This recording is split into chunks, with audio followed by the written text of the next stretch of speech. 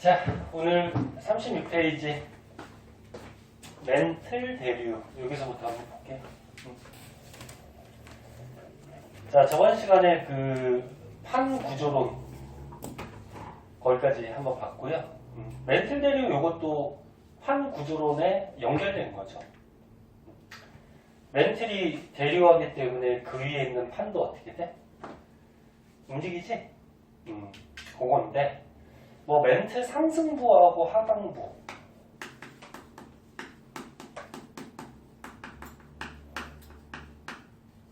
이거는 뭐 다 알고 있잖아. 저번 시간에 했듯이 멘틀이 상승한대요.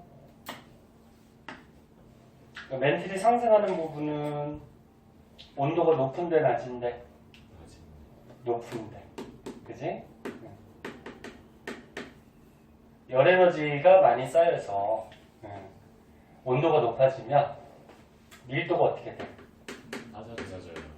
밀도가 낮아지죠? 밀도가 작아진다, 낮아진다. 뭐 똑같은 말이니까. 밀도가 작아지면서 얘가 이제 뜨게 되죠. 그리고 이 온도가 높아지게 하는 지구 내부 에너지. 지구 내부 에너지는 어떻게 발생한다 그랬죠? 대류. 뭐 핵에서 열이 공급되는 것도 있는데 암석 속에 그치 방사성 원소 방사성 원소가 불안정한 원소라고 그랬죠. 그럼 불안정한 원소니까 걔네들이 어떻게 붕괴하죠. 붕괴할 때 열이 발생하는데 그 열이 쌓여서 지구 내부의 온도를 올리게 돼요. 써줘? 알고 있지? 자, 그래서 이렇게 온도가 높고 밀도가 작아지면 멘틀이 상승하게 되고, 멘틀이 상승하는 부분은 그 위에는 판과 판이 어떻게 되니? 이렇게 벌어지죠? 양쪽으로 잡아당기는 힘, 무슨 힘? 장력. 그리고 이렇게 벌어지는 경계. 무슨 경계? 아니, 경계. 발산형 경계. 그치? 그리고 바닷속에서 이렇게 발산형 경계, 벌어지는 부분에 대표적인 지형이 해령. 그리고 너는 육지에서 대류판하고 대류판이 이렇게 발산될 때 거기는 해령이 아니고 뭐라 그랬지? 열곡대. 그렇지, 열곡대. 헷갈리지 마시고. 그럼 멘틀 하강 부분은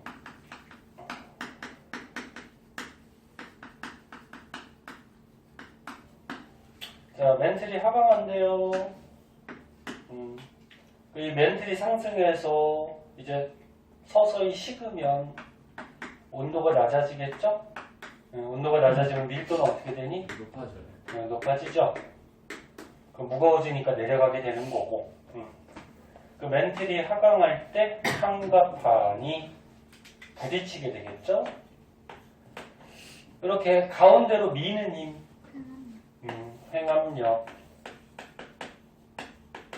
횡압력이 작용을 하고 부딪히는 요 경계, 수렴형 경계.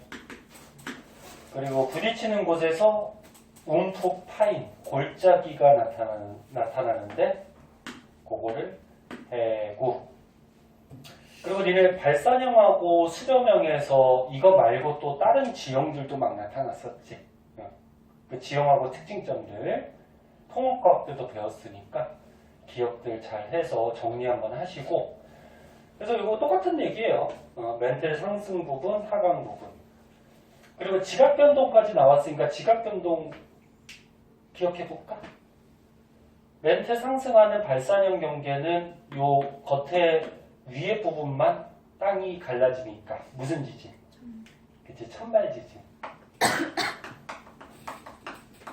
화산 터져요, 안 터져요? 터지지 않나? 터지죠. 지하에 있던 마그마가 솟아 올라오니까, 그지? 그 다음에 요거 수렴형 멘틀 하강 부분은 부딪혀서 천발 지진. 그 다음에 둘 중에서 만약에 밀도가 큰 판이 있으면은 밀도가 큰 판이 섭입을 하게 되죠. 그래서 섭입 들어가면서 중발, 신발 이런 거 다 일어난다 그랬죠. 자, 천발 지진, 뭐 중발 지진, 신발 지진. 화산은 터지니 안 터지니? 터져요. 예, 뭐 안 터질 수도 있지만 밀도 큰 판이 섭입하다 보면은 부딪히는 곳에 마찰이 생겨서 암석이 녹아서 마그마가 될 수 있고 마그마가 또 솟아나와서 화산이 터질 수가 있죠. 자, 그래서 멘틀 상승부, 하강부 배웠던 거 정리 한번 해보도록 하시고 그 밑으로 한번 가보자. 자, 밑으로 가보면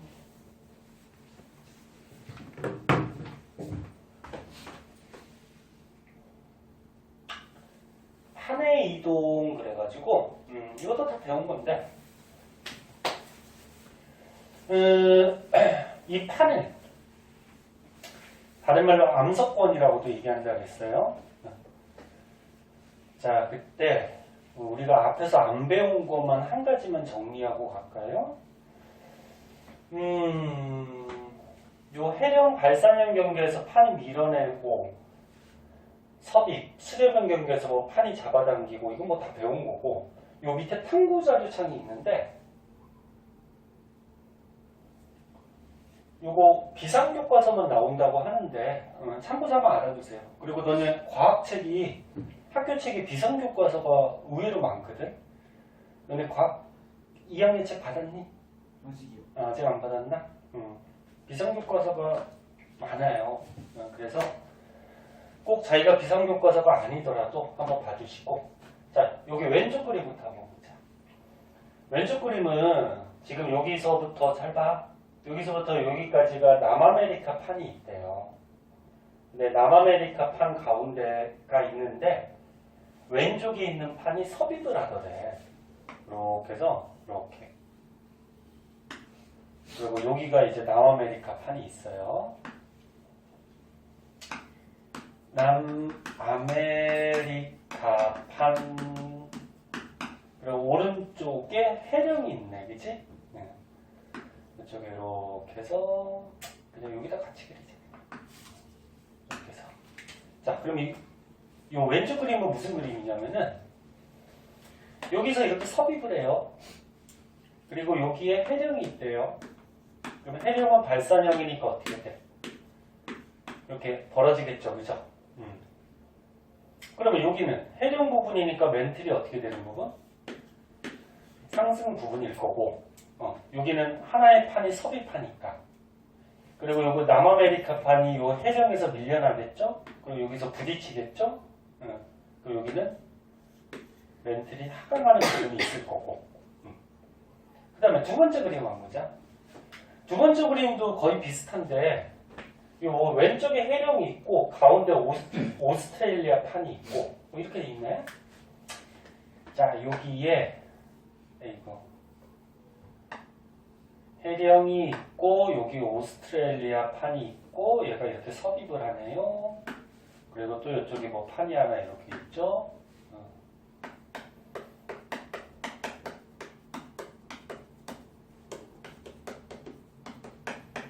아니 이름이 너무 길어. 오스트레일리아 맞지? 네. 자, 그런데 여기에 해령이 있대요. 그럼 여기를 중심으로 발산, 멘틀 상승. 그리고 여기는 오스트레일리아 판이 섭입하네. 섭입. 그럼 여기서 부딪히는 곳이겠죠? 그럼 여기는 멘틀 하강. 이 탐구자료창이 왜 나왔냐면은 요 남아메리카 판하고 여기 있는 거, 그 다음에 여기 오스트레일리아 판이 있는데 이 판 중에 판의 이동 속도가 누가 더 빠르냐 그거거든.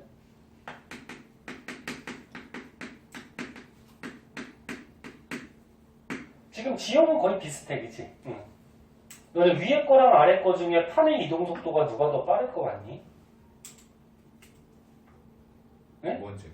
두 번째 거? 첫 번째 거? 한번 보자. 잉?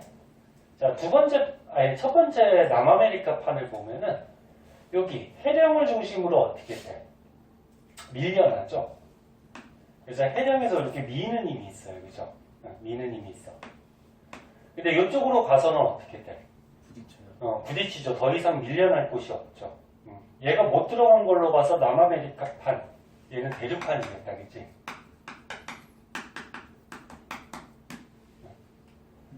그럼 이 남아메리카판 같은 경우에는 여기 부분의 해령에서 미는 힘밖에 존재를 안 하는데 이 오스트레일리아판 한번 볼까? 얘는 여기 해령에서 어떻게 돼? 오스트레일리아판은 이렇게 밀죠. 그치? 근데 이쪽을 보니까 어떻게 됐어?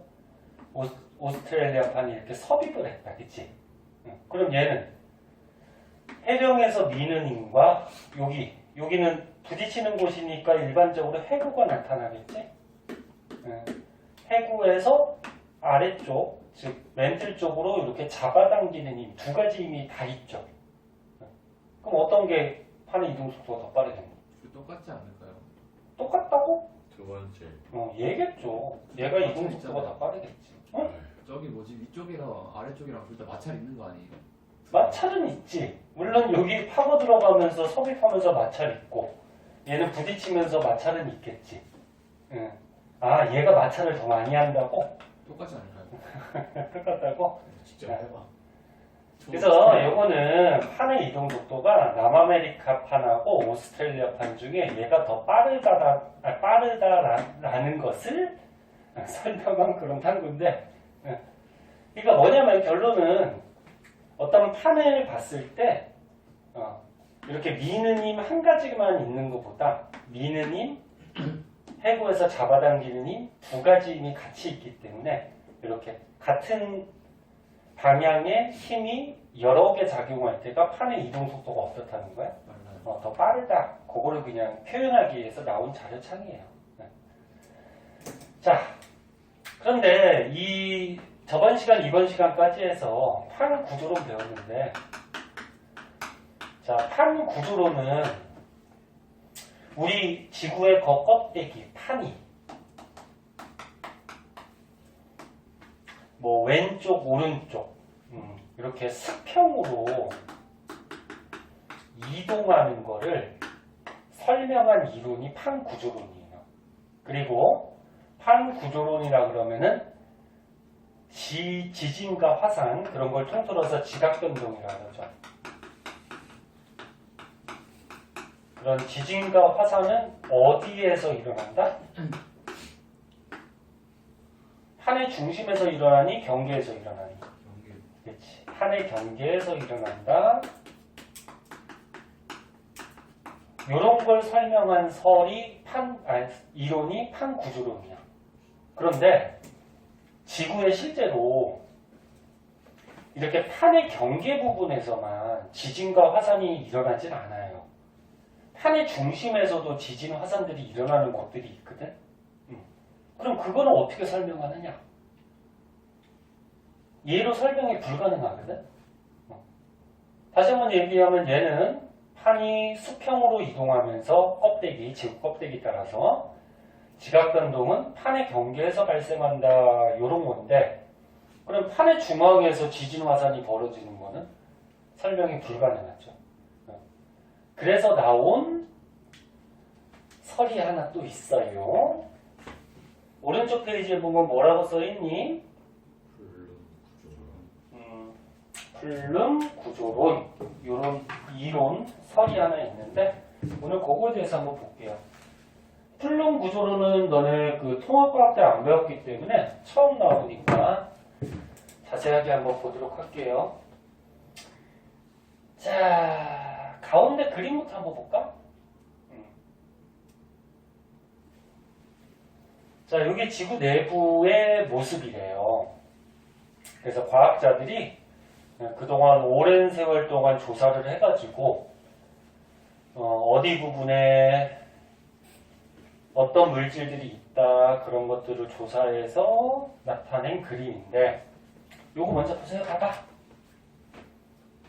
내핵, 외핵이 있고 그 다음에 여기 멘틀 부분이 있죠.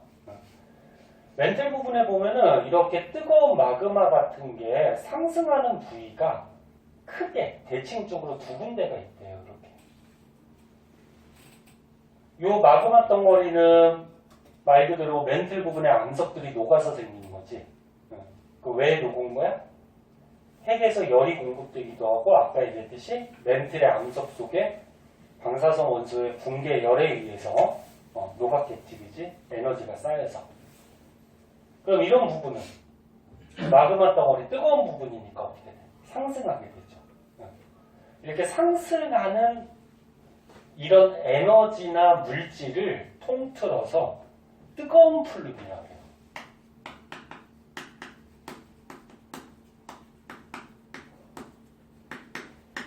그래서 플룸이 두 가지가 있어. 뜨거운 플룸하고, 그럼 뜨거운 플룸이 있으면 또 뭐도 있을까? 차가운 플룸도 있겠죠. 말에 전부 다 표현이 되듯이 뜨거운 플룸은 온도가 높아서 멘틀 부분에서 어떻게 하는 거? 올라오는 부분. 그러면 이런 데 있잖아요. 이런 데. 뭐 이런 데. 이런 데를 보면은 제가 판과 판이 부딪혀서 하나의 판이 섭입을 해요. 그러니까 무슨 얘기냐면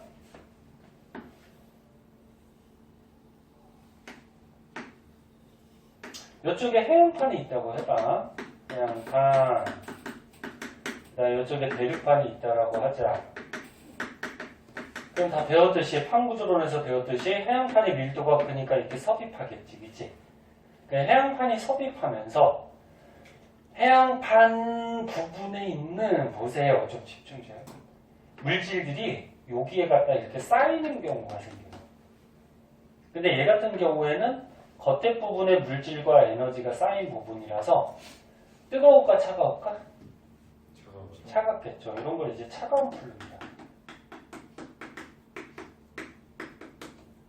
그러면 차가우니까 밀도가 크니까 얘는 어떻게 될까? 내려가요. 점점 내려가요. 내려가게 돼. 그래서 결론적으로 플룸이라 그러면 요 땅 속에, 지하 속에 뭐 물질이나 에너지, 쉽게 얘기해서 덩어리라고 생각하면 되거든. 그래서 지하 속에 있는 물질과 에너지의 흐름, 이런 거를 플룸이라고 생각하면 되고, 그럼 이 플룸은 올라가거나 내려가는 거죠. 그러면 수평 이동을 하는 거니 수직 이동을 하는 거니? 수직 이동을 하죠. 맞아요? 수직 이동을 하는 이런 플룸이 지하 속에 존재한다. 이게 이제 플룸 구조론이고, 플룸 구조론으로 이제 아까 판 구조론에서 설명을 못했던 판에 뭐 이런 중앙부 같은 데가 있어요. 판의 중앙부 같은 데서도 화산 같은 것들이 이렇게 터지거든. 그 화산이 터지면 또 땅이 흔들리니까 지진도 발생할 거고. 그러면 여기서 마그마나 뭐 이런 뜨거운 물질이 올라왔다라는 얘기인데, 이런 판의 중앙부에서 화산 터지는 거는 판 구조론으로는 발음이 안 되냐? 설명이 힘들죠. 근데 플룸 구조론으로는 설명이 가능해요. 뜨거운 플룸이 올라올 때 지하 속에 큰 뜨거운 플룸이 양쪽으로 대칭적으로 두 개가 올라오고 있다고 하는데, 그 사이에 요런데 약한 부분을 뚫고 이 뜨거운 플룸이 조금씩 삐져서 올라올 수가 있죠. 조금씩 삐져서 올라오게 되면은 판의 중앙부라고 하더라도 거기서 뭐가? 화산이 터질 수가 있어요. 그래서 대표적으로 이제 하와이에 대해서 자세하게 배울 건데, 하와이는 이제 뒷장이 나올 거고. 자, 그럼 여기서 일단 난 이거 좀 알아들까? 왜 웃냐면 이제 슬슬 또 졸려 그래. 뭐 선생님 목소리만 들으면 졸리냐 그냥.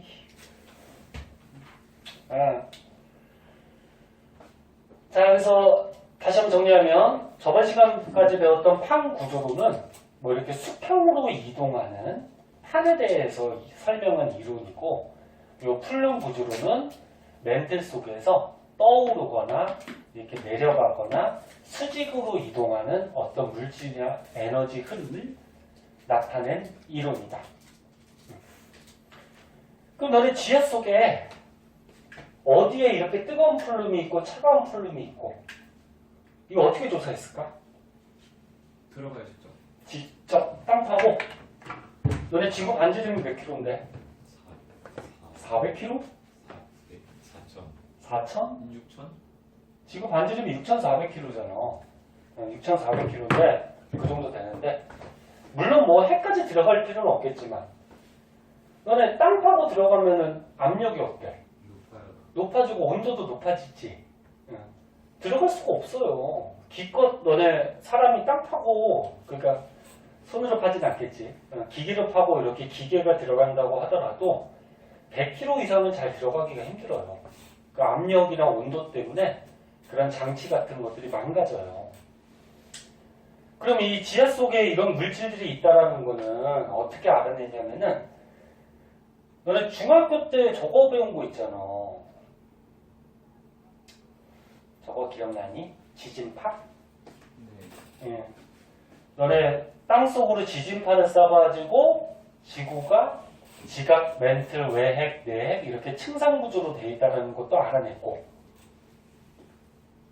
그리고 지진파가 속도가 변하는 걸로 층상구조 알아내면서 외핵이 액체라는 것도 알아냈죠. 기억나니 혹시? 중학교 때 배웠던 거? 지진파부터 먼저 볼까? 기억 안 나지? 지진파 파동이에요. 지진파 종류들이 무슨 파가 있니?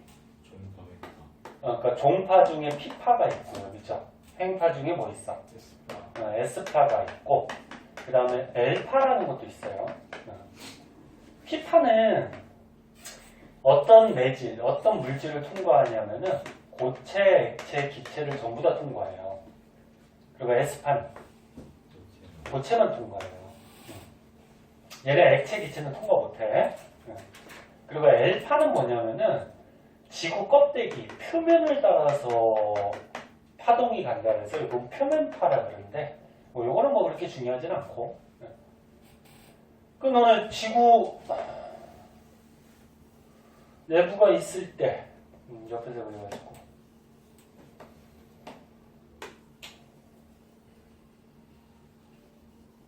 관측소에서 얘들아 지구 내부 구조를 알아보기 위해서 피파를 쏘면 어떻게 돼? 피파가 가겠지, 그지? 다른 물질을 지날 때는 물론 속도가 좀 변하게 되고 굴절이나 반사 이런 것도 하겠죠, 그죠? 근데 피파 같은 경우에는 고체, 액체, 기체를 전부 다 통과하니까 이렇게 뚫고서 끝까지 진행할 수가 있어요. 근데 S파는 어떻게 됐지? 이 고체만 통과하니까 S파가 이렇게 가다가 어디 부분에선가 S파가 사라지더라 그런 얘기야. 그래서 사라지는 걸로 봐서 여기는 고체가 아니라는 거죠. 그지? 그래서 여기 외핵이 뭐라는 걸 알아냈어? 액체라는 걸 알아냈어. 이거 뭐 중학교 때 배운 거야. 그래서 지진파는 봐봐. 다른 물질을 지날 때 또는 다른 매질을 지날 때 지진파 속도가 어떻게 되니? 속도가 변해요. 또는 특히나 S파 같은 경우는 액체 기체를 만나면 또 사라지고 매질을 통과를 못하니까. 그래서 이 지진파의 속도 변화를 가지고 땅에 저런 플룸들이 있는지를 조사를 할 수가 있어요. 그래서 봐봐. 여기 땅이 있어. 근데 이 지하에 예를 들어서 뜨거운 플룸이 있더라. 그럼 뜨거운 플룸은 온도가 좀 높은 부분이니까 대체로 마그마, 액체로 되어 있겠지. 그치? 물론 고체 성분도 있을 수 있고. 그럼 여기서 지진파를 쐈어. 이렇게 쏟아보면은. 여기까지는 대체로 고체일 거고, 이 뜨거운 플룸 있는 부분은 대체로 뭐겠니? 액체이겠지? 그럼 요 정도 지나가다 보면 여기에서 지진파 속도가 어떻게 될까? 바뀌겠다, 그치? 그럼 너는 일반적으로 고체하고 액체 중에 어디서 지진파 속도가 더 빠를까? 액체. 응? 액체. 고체 아니야? 액체. 지진파라는 거는 너네 물리하고도 관련 있는데 시원은 많이 들려? 물 한 잔 먹고 올래? 고체다. 괜찮아? 고체잖아. 고체다. 그러네. 지진파 같은 경우에는 파동 중에 매질이 있어야 돼, 그치? 파를 전달할 수 있는 매질이. 근데 고체하고 액체를 봤을 때 기체는 생략할게. 땅속에 기체는 없으니까. 고체는 매질이 어때? 다닥다닥 붙어있지, 그치? 액체는 알다시피 조금씩 떨어져 있고, 그치? 그리고 지진파는 매질이 필요하니까 얘가 진동해. 근데 바로 옆에 또 매질이 있으니까 바로바로 어떻게 돼? 진동이 되죠. 그래서 지진파 속도가 고체가 빠르죠. 액체는 얘가 진동할 때 그 진동을 전달하려면 사이에 빈 공간이나 이런 것들이 있죠. 그럼 전달이 좀 늦겠죠. 얘는. 그래서 고체가 지진파 속도가 빨라요. 그럼 만약에 같은 고체라고 했을 때 온도가 좀 높은 고체랑 온도가 좀 낮은 고체가 있대. 그 여기 중에서는 누가 지진파 속도가 더 빠를 것 같아? 낮은 거. 낮은 거? 똑같은 고체지. 똑같은 고체니까 낮은 거. 똑같은 고체니까 입자들이 이렇게 규칙적으로 많겠지, 그치? 네. 낮은 거? 아니, 왜? 고체? 왜? 다닥다닥 있어서? 더 다닥다닥 붙어있지 않을까요? 덜 움직이잖아요. 얘도 다닥다닥, 얘도 다닥다닥이잖아. 쟤는 어쨌든 더 움직이잖아요. 낮은 거보다는. 온도가 높은 게 입자들의 운동이 더 활발하지 않니? 그러니까 너네들 얘기는 이거잖아. 입자가 이렇게 온도가 낮으면 더 붙을 거 아니야, 그치? 예. 대신에 입자들의 운동이 어때? 적어요. 느리지. 고체는 제자리 진동하는데. 근데 온도가 높으면 입자들의 운동이 어떻게 돼? 빨라지지. 그럼 파동이라는 건 뭔데? 아, 이거 너무 깊이 들어갈 필요 없는데, 이거. 파동이라는 건 뭔데? 진동을 전달하는 거지. 그럼 얘가 진동해. 근데 입자 운동이 활발하니까, 얘보다. 진동이 어떻게 될까? 더 빨리. 전달이 돼요. 전달이 되지 않을까? 응? 물론 얘가 좀 다닥다닥 더 붙어있긴 하겠지. 근데 어차피 둘 다 고체니까 다닥다닥 붙어있는 건 마찬가지야. 응. 그래서 일반적으로 온도가 높은 고체가 지진파가 더 속도가 좀 빠른 경향이 있어요. 그럼 결론 봐봐. 이걸 왜 썼을까? 멘틀은 고체인데 일반적으로 응? 고체 중에서도 온도가 높은 고체는 지진파 속도가 어떻고? 빠르고. 그리고 이렇게 고체하고 액체 부분이 있으면은 고체가 액체보다는 어때? 지진파 속도가 더 빠르고. 그럼 보세요. 다 했어, 봐봐. 관측소에서 지진파를 쐈어요. 쐈을 때 요 고체 부분을 지날 때는 지진파 속도가 빠를 거야, 그치? 근데 지하에 액체가 들어있다 그러면 여기를 기점으로 해서 지진파 속도가 어떻게 돼? 느려지지? 그럼 지진파 속도가 갑자기 느려졌네? 그럼 여기 몇 킬로미터 지하 속에 액체가 존재하겠구나. 그럼 지하 속에 액체가 있을 수 있는 거는 마그마가 있을 수 있고, 그치? 또 석유 같은 원유도 있을 수가 있죠. 이렇게 해서 원유도 발견하기도 해요. 근데 뜨거운 플룸, 차가운 플룸 이런 거는 덩어리가 크단 말이야. 네? 그래서 큰 덩어리 얘네들을 지진파 속도 변화를 가지고 우리가 발견을 해요. 그러면 책을 한번 보자. 봐봐. 뜨거운 플룸부터 먼저 볼까? 자, 뜨거운 플룸은 온도가 높고 밀도가 작은 부분 됐지? 다 알고 있는 거. 그럼 지진파가 가다가 속도가 빨라질까 느려질까? 응? 느려지겠죠. 뜨거운 플룸은 다시 한번 얘기하면은 고체들이 뜨거우니까 거의 녹아있는 마그마 액체 덩어리라고 봐야 돼요. 물론 고체 성분도 들어있을 수도 있고 다 못 녹아서. 그러면 뜨거운 플룸 부분은 액체 부분이니까 지진파가 가다가 속도가 어떻게 돼? 느려지겠지. 느려지는 얘는 수직으로 올라오는 부분이니까 수직으로 이렇게 기둥 모양으로 조사가 된다는 거야. 네? 그럼 차가운 플룸은 온도가 낮고 밀도가 큰 부분이지. 그러면 지진파 전달 속도가 온도가 낮으니까 어떻게 될까? 빨리. 온도가 낮대. 온도가 낮으면 지진파 속도가 어떻게 될까? 느려지겠지? 맞니? 그래서 차가운 플룸은 일반적으로 마그마 덩어리는 아니에요. 잠깐만. 아, 이것도 빠른 것인가? 지진파 전달 속도가 빠른 곳?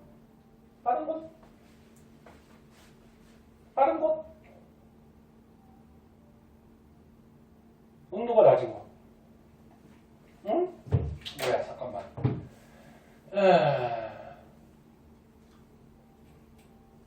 빠른 곳. 아, 저거 때문에 그랬나, 저거? 봐봐니? 차가운 플룸 같은 경우에는 이렇게 액체 덩어리는 보통 아니겠죠. 차가운 만큼 이렇게 녹지는 않았을 거야, 그지? 그래서 고체 덩어리니까 이런 뜨거운 플룸 액체보다는 지진발 속도가 어떨까? 좀 빠르겠지, 그치? 그걸 표현한 것 같아. 그래서 차가운 플룸은 지진파 속도가 조금 빠른 곳, 뜨거운 플룸은 좀 느린 곳, 이런 곳을 이용해서 플룸을 조사해냈다. 뭐 그런 거거든. 자, 그래서 여기서 이제 중요한 건 뭐냐면은 뒷장에 보시면은 하와이라는 열점에 대해서 나오는데 그 부분을 한번 보도록 합시다. 넘어가자.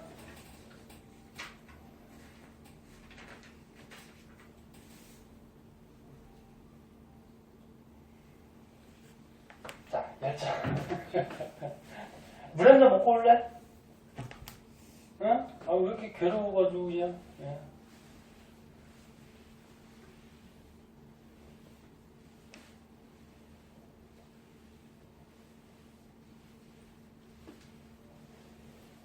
자, 열전의 핵심은 뭐냐면은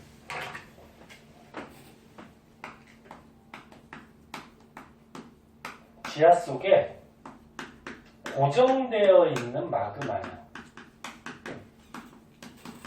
고정되어 있는 마그마. 그리고 마그마 액체 덩어리니까 요거는 뜨거운 플룸 쪽에 해당할까? 차가운 플룸 쪽에 해당할까? 뜨거운 플룸.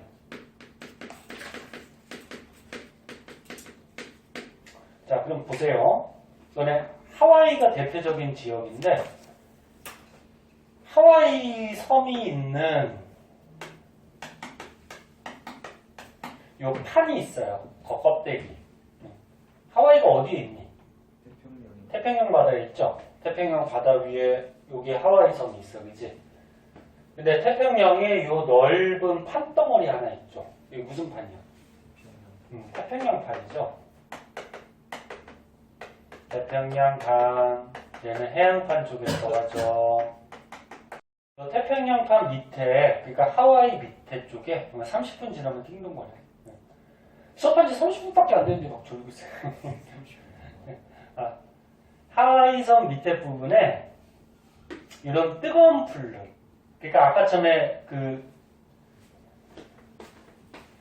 양쪽에 대칭적인 큰 뜨거운 플룸 얘기하는 게 아니고 하와이가 여기 있어요. 이렇게 삐집고 나온 조그만 뜨거운 플룸이 있어. 거기 부분이야.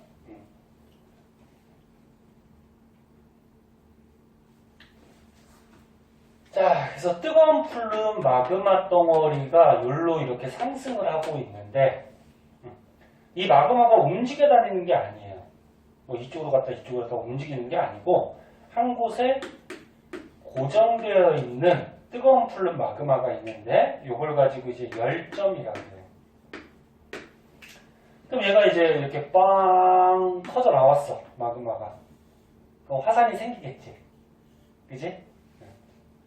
근데 판이라 그러면은 판은 가만히 있어야 움직여 다녀요. 움직여 다니지, 그치? 그 태평양판이 이쪽으로 이동한단 말이야. 그럼 여기서 화산이 하나 생겼어. 그럼 요 화산이 생겼을 때 이게 판 위에 있잖아요. 근데 판이 이동을 했어. 그럼 이 화산이 어떻게 될까? 이쪽으로 가겠죠. 여기로 가요. 그리고 시간이 지나서 또 요 마그마가 쌓여서 또 터져 나오면 여기에 또 화산이 또 생기겠죠. 근데 또 시간이 지나면 판이 이동하니까 요 화산도 어떻게 돼? 일로 가겠지. 그럼 요 앞에 있던 화산은 또 어디로 갈까? 또 옆으로. 여기로 가 있겠지, 그치? 그래서 열점 위에 열점을 기준으로 해서 판에 이동하는 방향으로 여러 개의 화산섬이 이렇게 이어져서 나타나는 현상이 생겨요. 이걸 가지고 이제 하와이 열도라고 그러죠. 하와이 열도. 그래서 너는 하와이 여기 섬 근처에 보면은 겉으로 뭐 튀어나오지 않더라도 바닷속에 이렇게 해상같이 화산섬들이 이어져 있는 그런 형태가 보이거든요. 그러니까 이제 봐봐. 이게 태평양 판이야. 응? 태평양 판이고 지하 열점이 있어. 뜨거운 풀. 응? 마그마가 많이 쌓여져 있는 데가 올라와. 그럼 빵 터져나오면 화산 되죠. 그동안 판이 움직여. 일로 가지, 그치? 그 다음 열점에서 어떻게 돼? 또 빵 터져나오면 여기 생기지. 그래서 또 이동하고. 또 빵 터져나오고, 그치? 그래서 하와이가 무슨 얘기야? 요 열점에서 가장 최근에 생성된 화산섬이 돼요. 그 번호를 매기면 요게 1번, 2번, 3번이라고 그러면 요런 순서대로 여기서 만들어진 화산이 되겠지. 됐나요? 쌤, 그러면 한 번 생긴 열정은 안 없어져요? 지하에서 일단 열의 공급이 계속 있으니까 얘가 바뀌기는 쉽진 않죠. 옛날부터 이제 여기를 따라서 열이 계속 상승하고 있는 부분이니까. 물론 미래는 바뀔 수는 있을 거고. 그러면 미래 되면 어떻게 될까? 하와이 섬 옆에 또 화산섬이 또 생긴. 생길 수가 있죠. 하와이 섬이 이동하고 거기에 또 열점에서 터져나오는, 그치? 그때까지 살지는 못하지만 판의 이동이 어때? 굉장히 느리지? 1년에 어때? 한 1cm에서 10cm 정도밖에 안 가요. 빨라봤자. 그러니까 우리가 죽을 때까지는 뭐 이거 보기는 힘들 것 같고. 이런 게 이제 열점이고. 그럼 지금 옆에서 본 거고 우리가 위에서 한번 봐보자. 자, 위에서.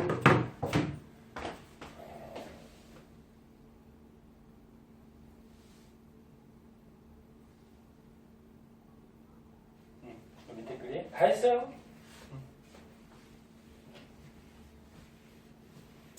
우리가 비행기를 타고 하늘로 올라가서 하와이 열도를 위에서 쳐다봤어요. 위에서 쳐다보면 어떻게 돼 있냐면, 자, 여기 태평양판이 있어요. 네, 하와이 열도가 이런 식으로 열도가 있거든. 그리고 여기에 하와이가 있어요. 그럼 열점은 어디 있을까? 땅속을 파고 가면은 요 밑에 뭐가 있겠니? 열점이 있겠죠, 그죠? 그 요 열점에서 화산들이 터져갖고 이 열도가 생긴 거야. 네. 그럼 만들어진 순서는 어떻게 돼? 얘가 가장 먼저 만들어졌겠지. 그 다음에 이렇게 되겠죠. 얘가 최근이고. 이 하와이 열도에 섬들이 늘어선 거를 보면은 이 태평양판에 뭘 할 수 있을까? 이동. 그렇지. 태평양판에 이동 방향을 알 수 있어요. 이동 방향. 너네 지도는 뭐 말이 없어도 4자 동서남북이니까. 자, 그럼 여기서부터 화산섬이 생긴 거니까 보세요. 태평양판이 옛날에 어느 쪽으로 이동을 했다는 거야? 여기로 갔다는 거죠. 이렇게. 됐나? 응? 이해할 수 있네? 아니, 봐봐. 야, 열점에서 터졌어, 그치? 응? 근데 판이 이렇게 대각선으로 가, 그치? 대각선 가면 여기로 섬이 있을 거 아니야. 그 다음에 여기서 또 터질 거 아니야. 그럼 또 올라가겠지, 그치? 그리고 또 여기서 터지겠지, 그치? 그럼 이렇게 이어질 거 아니야, 맞니?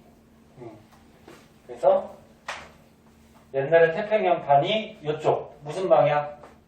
북서 방향, 그치? 북서방향 쪽으로 이동했다라는 사실을 우리가 알 수가 있고, 그 다음에 최근에는 어떻게 된다는 거야? 일로 간다는 얘기죠. 약간 북쪽에 치우치긴 하지만 서쪽 방향으로 좀 이동하는 그런 모습을 우리가 확인할 수 있다. 자, 그래서 태평양판의 이동 방향 이런 것도 알 수가 있고, 또 알 수 있는 게 뭐냐면 태평양판의 이동 속도도 알 수가 있어요. 너네 속도 어떻게 구하니? 시간분의 거리지, 거속시. 그치? 그러면 예를 들어서 여기서부터 여기까지의 거리 잴 수 있어, 없어? 있었어. 거리 잴 수 있죠. 그래서 화산섬이라고 하자. 화산섬 사이에 거리를 재고, 분모는 뭐가 들어가면 돼? 시간이 들어가면 되는 거죠. 그러면 요 화산섬의 나이와 요 화산섬의 나이를 측정해.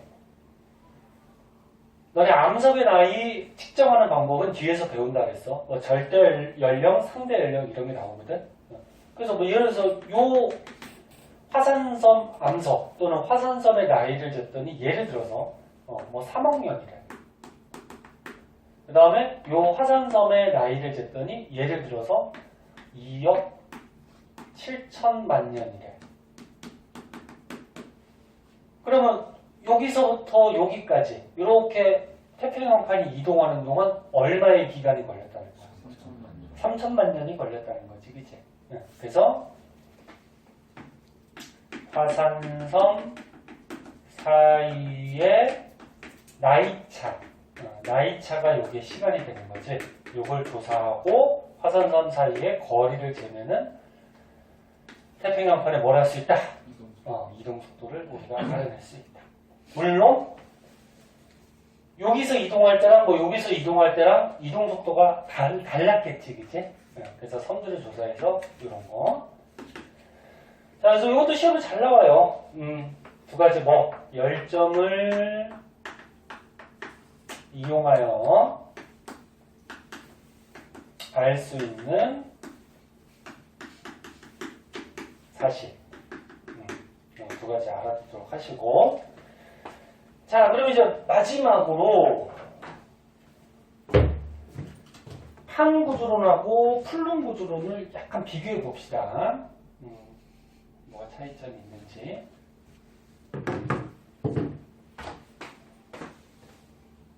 밑에 있나? 여기 있죠.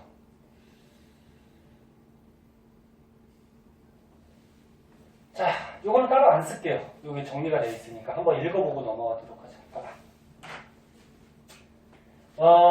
지금 멘틀 대류하고 플룸 구조론 요거를 비교해놨구나.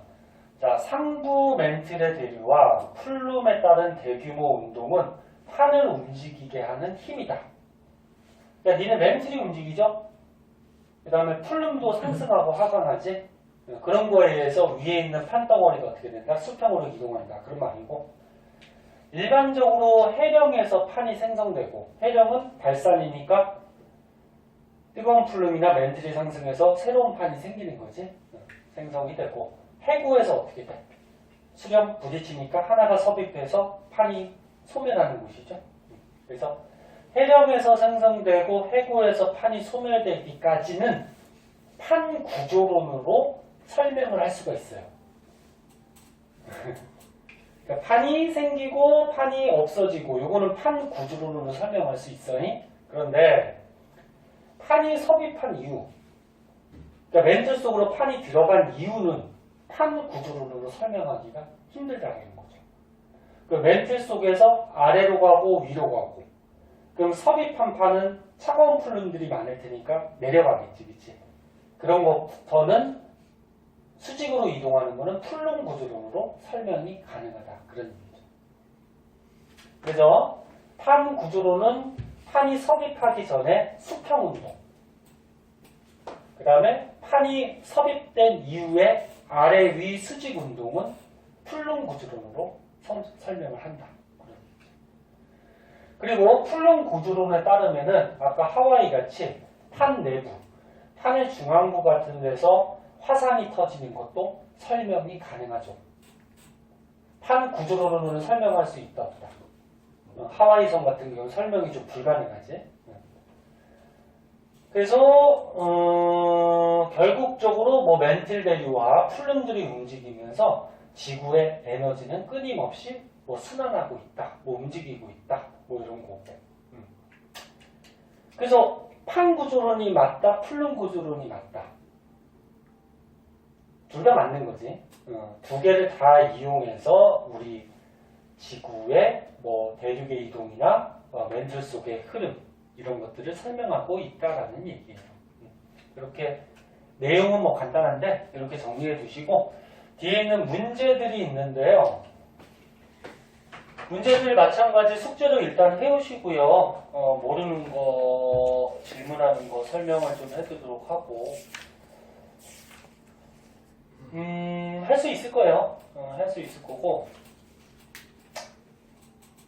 하나만 풀어볼까? 네. 뭘 할까?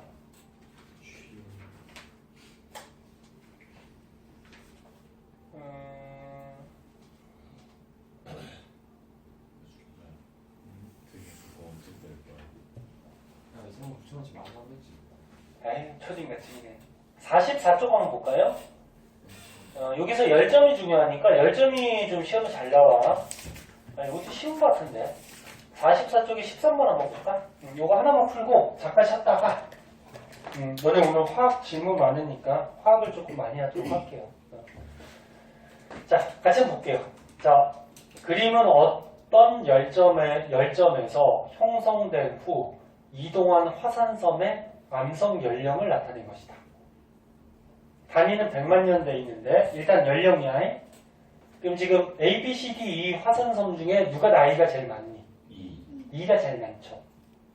그러면 지하 속의 열점 속에서 2가 가장 먼저 어떻게 됐다? 생성이 됐다라는 거지. 그치? 그럼 만들어진 순서는 어떻게 될까? 2, 그 다음 누구야? D, C, B, A죠. 그럼 A가 가장 최근에 만들어진 거지. 그럼 A 땅 속으로 들어가면 요 속에 뭐가 있다? 열점이 있다라는 거고. 그럼 화산섬이 늘어선 걸로 봐서 이 판이 어느 쪽으로 지금 이동하고 있다? 그렇지. 이쪽 북서 방향 쪽으로 이동하고 있다는 거지. 그치? 뭐 그런 것도 알 수 있고. 그럼 기억 맞니? 맞죠? 니은은? 화산이 지금 활발한 건 A가 되겠죠. A 밑에 열점이 있으니까. 다른 지금 B, C, D 같은 경우에는 이제 열점에서 좀 벗어난 지역이기 때문에 화산이 거의 안 일어난다고 봐야죠. 그 다음에 디귿. 화산섬이 생성되는 동안 파는 북서 방향 맞지? 북서쪽 이동하고. 그 다음에 니을. 화산섬들 사이의 거리는 앞으로 계속 멀어질 것이다. 이건 맞을까? 아니요. 요 섬들 사이의 거리. 거리가 점점 줄고 있잖아요. 줄까? 그냥 그대로 아니에요? 거의 일정하지 않겠니? 그대로예요. 응? 응. 왜? 봐봐. 판에서 이렇게 화산섬 생겼지. 그리고 또 생겼잖아. 그치? 근데 이게 판 위에 화산섬이 있는 거잖아. 그럼 판의 이동 속도가 뭐 빠르건 간에 느리건 간에 이 판 위에 붙어 있는 화산섬 사이의 거리는 어때? 변화가 거의 없겠지. 그치? 응. 그래서 리을은 틀렸다고 봐야 될 것 같아. 그치? 그렇게 해서 나머지 문제는 일단 풀어오세요. 그리고 헷갈리는 거 체크해서 꼭 가져오시고 조금 쉬었다가 오늘 화학 좀 많이 하도록 할게요. 잠깐 쉬었다 할게요. 붕어빵 먹으러 가자.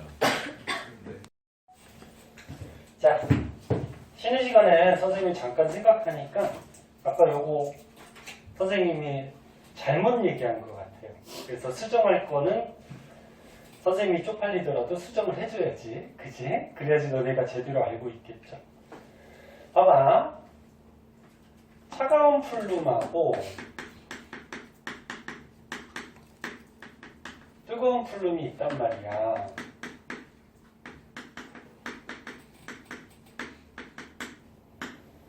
그리고 이제 멘틀이 있을 거란 말이야. 멘틀은 유동성 고체긴 하지만 고체죠. 그 멘틀에서 지진파를 쐈을 때 지진파가 이동하는 속도가 있겠죠. 이 정도라고 하자. 그러면 고체 중에 일단 고체하고 액체 중에는 누가 지진파 속도가 더 빠르다고? 고체가 입자가 다닥다닥 붙어있기 때문에 진동의 전달 속도가 얘가 더 빠른 거지, 그치? 지진파 속도가 빠르고 액체는 입자가 좀 떨어져 있으니까 지진파 전달 속도가 느리단 말이야. 그래서 고체가 더 빠른 건 맞아요. 그런데 같은 고체일 때 아까 온도가 좀 높은 고체하고 온도가 좀 낮은 고체를 선생님이 거꾸로 잘못 얘기한 것 같아요. 쉬는 시간에 다시 한번 생각해 보니까 그런 것 같아요. 온도가 높으면 고체가 입자가 규칙적으로 배열하지만 입자 사이의 거리가 좀 어떻게 되지? 멀어지죠. 그 온도가 낮으면 입자 운동이 느려지니까 입자 사이의 거리가 가까워지죠. 물론 입자 운동은 얘가 더 빨라, 그치? 진동을 더 빨리 하겠지만 가까워지기 때문에 온도가 낮은 게 요 진동. 얘가 진동하면 바로바로 전달이 된단 말이야. 그래서 온도가 낮은 애가 고체 중에서는 지진파 속도가 어떨까? 더 빠르다라고 생각을 해야 될 것 같아요. 그래서 지진파 속도는 이 입자 사이의 거리가 가장 중요한 요인이다, 이렇게 생각하시면 될 것 같아요. 그래서 입자 사이 거리가 작을수록 그 진동 더 빨리 전달할 수 있다. 됐니? 그러면 멘틀이 있고 그 다음에 차가운 플룸하고 뜨거운 플룸이 있을 때 얘네들도 멘틀 안에 있는 거기 때문에 고체 성분일 거야. 그치? 근데 뜨거운 플룸은 액체 성분도 많이 있을 거야. 녹아가지고. 그러면 요거 세 개 중에서 누가 지진파 속도가 제일 빠르겠니? 차가운 플룸이지. 고체 중에 얘는 액체일 가능성이 더 높고, 그지? 고체 중에 온도가 낮을수록 입자가 다닥다닥 붙어 있으니까 얘가 지진파 속도가 빠를 거란 말이야. 그치? 됐니, 여기까지? 그리고 얘 뜨거운 플룸 같은 경우에 고체 성분도 있겠지만 대부분 다 마그마 덩어리, 액체 성분들로 보통 돼 있을 거야. 그치? 그럼 고체하고 액체를 비교했을 때는 액체가 지진파 속도가 어때? 느리겠지. 그래서 지진파 속도는 얘가 가장 빠르고 얘가 가장 느리고. 그래서 멘틀 속에 지진파를 쐈을 때 멘틀 속에서 일정한 속력으로 가고 있겠지. 그러다가 지진파가 갑자기 빨라지는 거. 갑자기 빨라지는 장소가 또는 곳이 무슨 플룸이 있다? 차가운 플룸이 있다. 이렇게 조사를 하고 그 멘틀에서 지진파가 가다가 지진파 속도가 갑자기 느려지는 곳 장소에 무슨 플룸이 있다? 뜨거운 플룸이 있다. 이렇게 정리해 두시면 될 것 같아요. 그러니까 차가운 플룸은 멘틀보다 지진파 속도가 빠른 곳, 뜨거운 플룸은 멘틀보다 지진파 속도가 느린 곳. 그렇게 해서 멘틀 속의 플룸들을 조사해낼 수 있다. 그런 얘기죠. 이렇게 봐야 될 것 같아요. 선생님 아까 수업할 때 잘못 생각했어요. 그래서 수정 좀 하시고 자, 화학으로 넘어가자.